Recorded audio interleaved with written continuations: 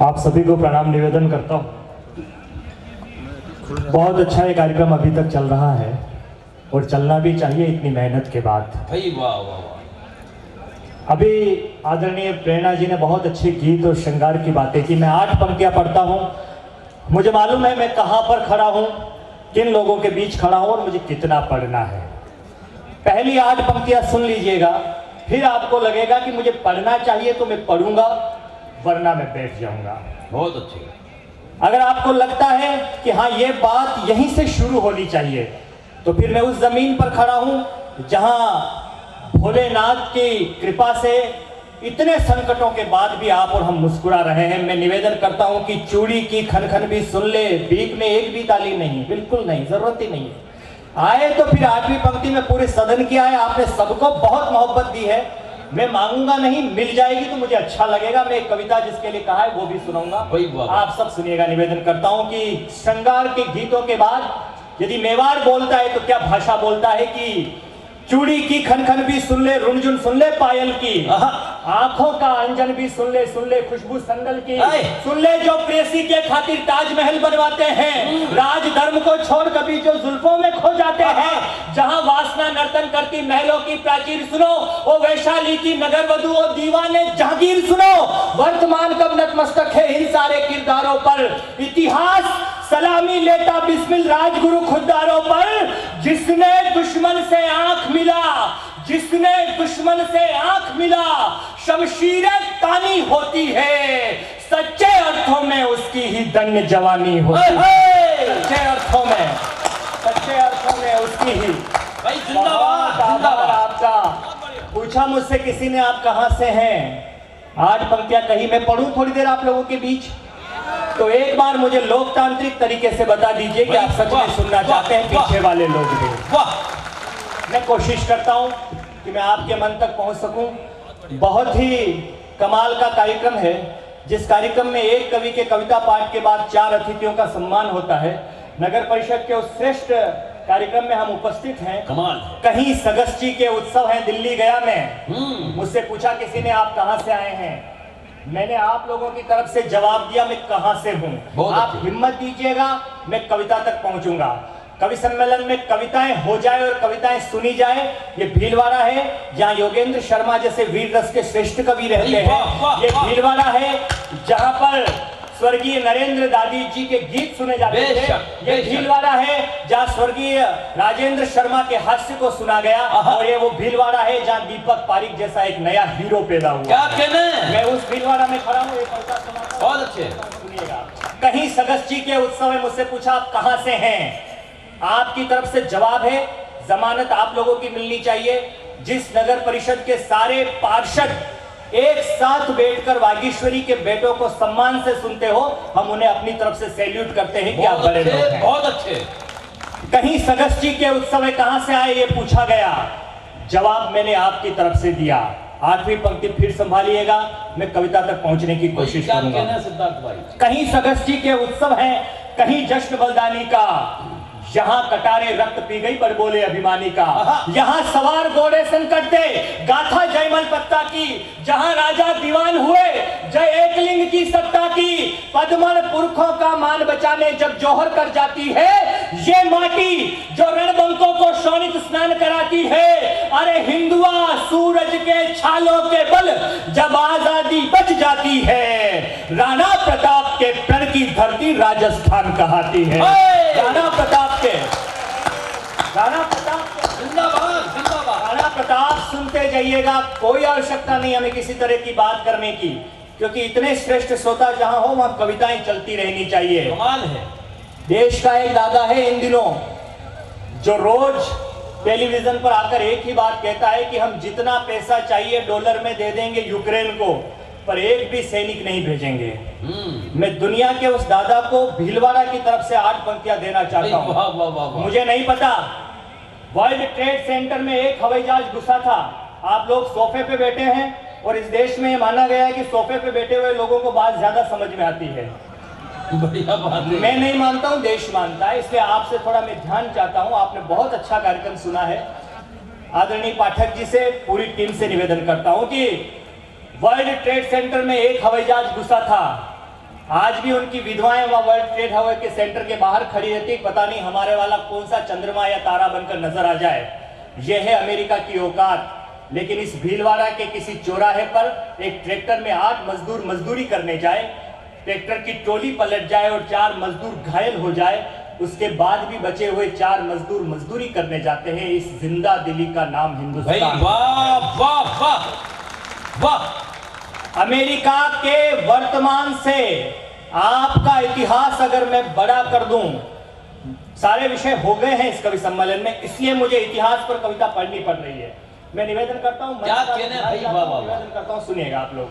जो नित आतंकवाद की डोली पर शीश नवाता है, इतिहास बड़ा लगे अपना तो फिर 8वीं पंक्ति संभालिए। बहुत अच्छे, बहुत बहुत बहुत अच्छा सुन रहे हैं। 20-25 साल की मेहनत के बाद ऐसे श्रोता पैदा होते हैं या सब तैयार होते हैं जो कवि सम्मेलन को इतने सलीके से सुनते हैं। मैं प्रणाम करता हूं आपको। जो नित आतंकवाद की डोरी पर शीश नवाते हैं, जो उपनिवेश के जनक रहे वो गीत शांति के गाते हैं, जो दुनिया भर में भारत को कायर कहते घूम रहे पर उग्रवाद की शरणस्थली अफगानी चौखट चूम रहे।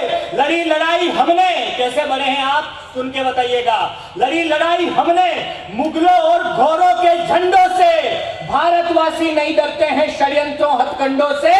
एक विमान ने वॉशिंगटन की नींद उड़ा दी, भूल गए हल्दी घाटी में कई लादेन मरे हैं भीलों के भुजदंडों से। हल्दी घाटी में एक बार जरा दोनों हाथ ऊपर करके मुझे भी बता दीजिए कि आप कविता को उसी मानसिकता से सुन रहे हैं। जिंदाबाद जिंदाबाद। आइए भाई वाह वाह वाह। आइए मैं पहली कविता जिसका मुझे आदेश है मैं वही आपको सुनाता हूं। वो कविता हमारी पूजा है, हमारी वंदना है। 4.5 मिनट की कविता है। अगर आपने सुन लिया इसी मन और मानसिकता के साथ तो इस कवि सम्मेलन में सिद्धार्थ देवल शायद आपको याद रह जाए। मैं हल्दी घाटी के युद्ध पर एक कविता सुनाना चाहता हूं। और आज की रात जिस तरह से आदरणीय गोविंद राठी जी ने इस कवि सम्मेलन का ईमानदारी से संचालन किया, इतनी मेहनत, इतने शेर, इतनी बातें, इतनी टिप्पणियों से इस कवि सम्मेलन को जिंदा किया, मुझे लगता है सबको जिमाने वाले, इस बहुत अच्छे पुरस्कारी करने वाले कवि भाई गोविंद राठी जी के लिए भी आपका प्यार समर्थन आना चाहिए। मैं कविता हल्दी घाटी की सुनाता हूं। आप लोगों से समय मांगता हूं बहुत कम, लेकिन कविता आपने सुन ली तो शायद आप मुझे याद रखेंगे, ऐसा मैं मानता हूं। आपको रोमांच पैदा हो जाए, इस बात का गर्व पैदा हो जाए कि आप किस मिट्टी पे हैं, तो बस उस गर्व को मुझ तक पहुंचाइएगा। तो 1-2 भाई साहब ये थोड़ा सा प्लीज है, 2-5 मिनट। भाई स्वागत सर, आप चुने हुए प्रतिनिधि भी हो सकते हैं। 2-5 मिनट बहुत अच्छा। हाँ क्या है? हाँ तो कोई बात नहीं। हाँ कोई बात नहीं, ऐसे अतरो नहीं करना, ठीक है, बहुत अच्छा। मुझे क्या है, कविता ही सुनानी कम समय है, वरना सब हो जाता है, सब करते ही हैं, लेकिन मैं कविता सुना। हल्दी घाटी का युद्ध हुआ। एक तरफ महाराणा प्रताप की सेना थी, दूसरी तरफ अकबर की सेना थी राजा मान सिंह के नेतृत्व में। आपने हल्दी घाटी पर बहुत कविताएं सुनी होगी। अहंकार नहीं है, लेकिन इस जगदम्बा की कृपा से विनम्रता से कहता हूं कि अगर इस कविता को आपने सुन लिया तो शायद मैं आपको कुछ अलग कह पाऊं। बस इस निवेदन के साथ सुनाता हूं, निवेदन करता हूं, सुनिएगा। जिस मिट्टी से सौंधी खुशबू राष्ट्रभक्ति की आती है, हल्दी घाटी का युद्ध, ध्यान में रखिएगा। धारावाहिक की तरह कविता आपकी आंखों के सामने से निकलेगी। जहां जहां आपको अपनी मिट्टी से मोहब्बत हो जाए या कविता पर सम्मान आ जाए, आप पहुंचा दीजिएगा मंच पर। आप बहुत अच्छा मैं निवेदन करता हूं, सुनिएगा। जिस मिट्टी से सौंधी खुशबू राष्ट्रभक्ति की आती है, जिसके आगे हिमचोटी खुद नतमस्तक हो जाती है, जहां टोलियां भीलों की युद्धों में मंगल गाती है, आरावल बेरी के ऊपर कालबनी मंडराती है। इतिहासों का महासमर, ऐसा युद्ध कभी नहीं हुआ, इतिहासों का महासमर वो अमर पृष्ठ पर अंकित है, जिसके पल पल दंगल है, किससे शोणित से मंडित है, रणभंग के रजपूतों से ही रही गुलामी खंडित है। क्या लिख पाए मौन खड़े भाषा के जितने पंडित हैं, मैं अमर अश्व के माध्यम से बोलूंगा अमर लड़ाकों से। हल्दी घाटी का रण देखा मैंने चेटक की आंखों से। हल्दी घाटी का रण देखा मैंने चेटक की आंखों से। उस रोज उगा था सूरज भी एक नई लालिमा लेकर। एक योद्धा हुआ था मेवाड़ में, मैं नाम बोल रहा हूं इस मंच से, आप जानते हो तो मुझे बताइएगा। हकीम खां सूर नाम का एक योद्धा हुआ था, एक मुसलमान। इस देश में धर्म की बातें होती है, लेकिन महाराणा प्रताप के हरावल दस्ते में एक मुसलमान लड़ा था जिसका नाम था हकीम खां सूर, और उन्हें तलवारों सहित दफनाया गया था। मरने के बाद भी उनके हाथ से तलवारें नहीं छूटी थी। अकबर ने संदेशा भिजवाया दिल्ली से। अरे बोले तू क्या कर रहा है, क्या है उस आदिवासियों के राजा के पास, क्या है उस प्रताप के पास, मैं उसे 2-4 दिन में समाप्त कर दूंगा, छोड़ उस महाराणा प्रताप को और मेरे पास चला आ दिल्ली में, मैं तुझे ऊंचे पद पर बिठाऊंगा। जवाब मेवाड़ के हकीम खां सूर ने दिया हो तो आप सुन के बताइएगा। कहा तू छोड़ो इसको और दिल्ली चले आओ, मैं तुम्हें ऊंचे पद पर बिठाऊंगा। जवाब दिया हकीम खां सूर ने कि जिले इलाही आप बिल्कुल ठीक कहते हैं, मैं एक राजा को छोड़कर तो दूसरे राजा के पास आ सकता हूं, लेकिन उस भाई को छोड़कर कैसे आ जाऊं जिसके साथ एक थाली में बैठ खाना खाता हूं। उस रोज उगा था सूरज भी एक नई लालिमा लेकर, उस रोज उगा था एक तरफ सारे मुगल, एक तरफ राजपूत की सेना में एक मुसलमान। सिद्धार्थ देवल को बड़ा करिएगा, अपने समर्थन के साथ निवेदन करता हूं। उस रोज उगा था सूरज भी एक नई लालिमा लेकर, चले वीर अपने घर में अंतिम आलिंगन देकर, जय एकलिंग जय चामुंडा जय महादेव का नाद हुआ। मुगल सभी सशंकित थे, अनजाने डर ने उन्हें छुआ। उन्होंने देखा इस सामने कौन है, उर्स ईद रोजों के सब ईमान बचाने निकला, वो मोहम्मद साहिब के सब पैगाम बचाने निकला। हारागुल में जिसके दोनों हाथों में तलवारें थी, हल्दी घाटी में हाकिम इस्लाम बचाने निकला, हल्दी घाटी में हाकिम इस्लाम बचाने निकला। वो कुरान की आयत लगता मुझको पावन रमजान लगा, मेजपाट की वादी में गूंजी वो पाक अजान लगा। बदन खाक में मिला मगर तलवार हाथ से गिरी नहीं, दुश्मन का लहू चाटने की शायद वो इच्छा भरी नहीं। ऐसा बंदा जिसकी बंदगी सारी खुदाई करती थी, हाकिम नमाजी अल्लाह का, जालिम दिल्ली भी डरती थी। वो महाराणा की सेना का एक गंगा जमनी सूरज था, उसकी नजरों में मक्का मदीना ये मेवाड़ी धरती थी। उसकी नजरों में मक्का मदीना ये मेवाड़ी धरती थी। जय जिनेंद्र के स्वर सहसा राणा के कान से टकराए। महाराणा प्रताप के कान में अचानक स्वर सुनाई दिए, जय जिनेंद्र। होंगे जैन यहाँ पर बैठे हुए, जिनके सामने चींटी आ जाए तो वो रास्ता बदल देते हैं, लेकिन ये मेवाड़ है, यहाँ के इतिहासों में वो चीजें हुई है जिसकी हम कल्पना भी नहीं कर सकते। जय जिनेंद्र के स्वर सहसा राणा के कान से टकराए। सम्मुख केसरिया पहने भामा अभिवादन ले आए। भावुक राणा ने झटपट भामा को गले लगाया। कर्ण ददीची सा दानी वो युद्ध क्षेत्र में आया।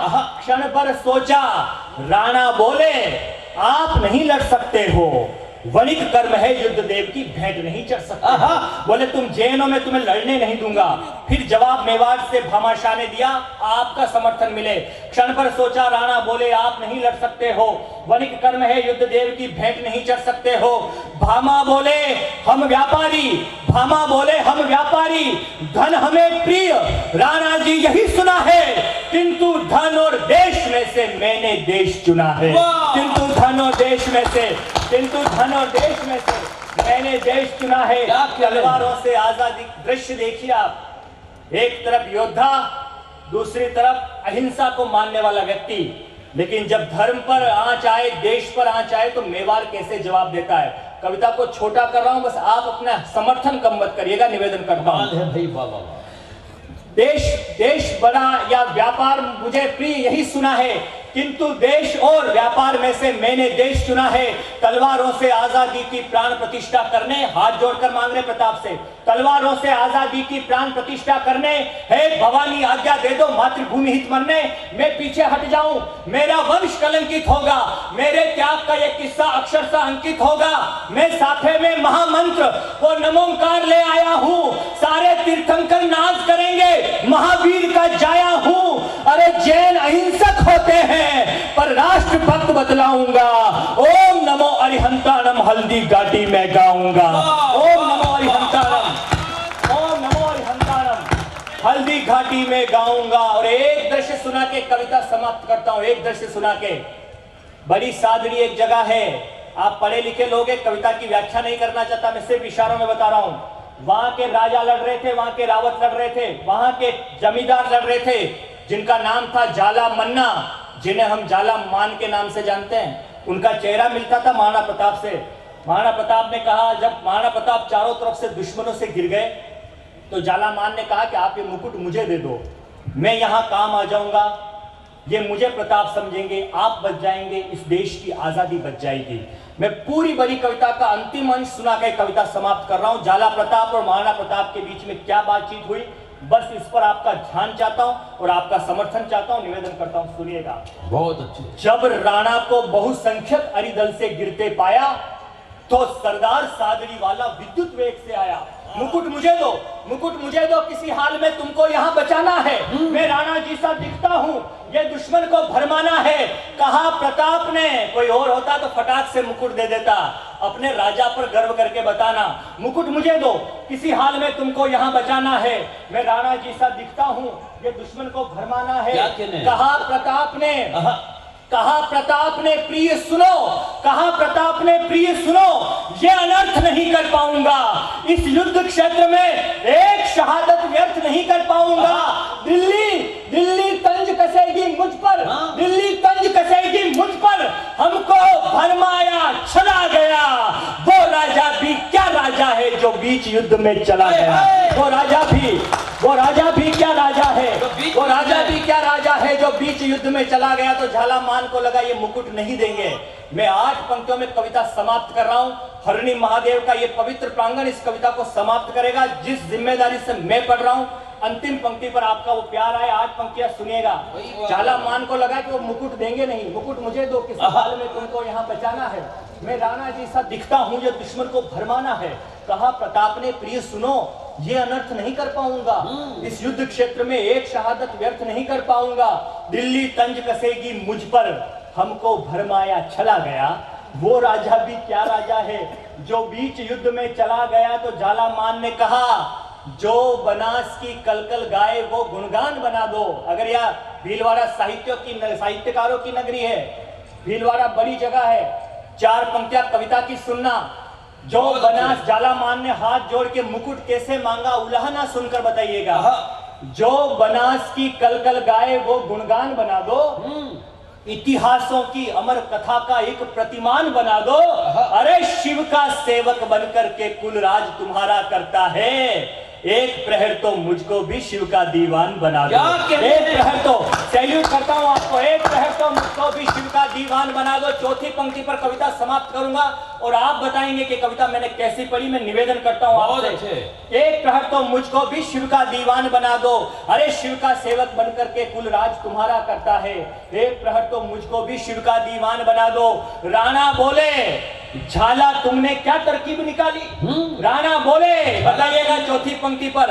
राणा बोले, पूरे सदन के आकाश में हाथ देखना चाहता हूं मैं, मेवाड़ की अस्मिता के सम्मान में। राणा बोले, झाला तुमने क्या तरकीब निकाली। राणा बोले, झाला तुमने क्या तरकीब निकाली, मेरे मुकुट में छुपी मौत को अपनी सखी बना ली। अरे सौगंध, सौगंध सिसोदिया सिंहासन की, सौगंध सिसोदिया सिंहासन की, रणधीर नहीं देखा मैंने, इस भारत भू पर तेरे जैसा वीर नहीं देखा मैंने।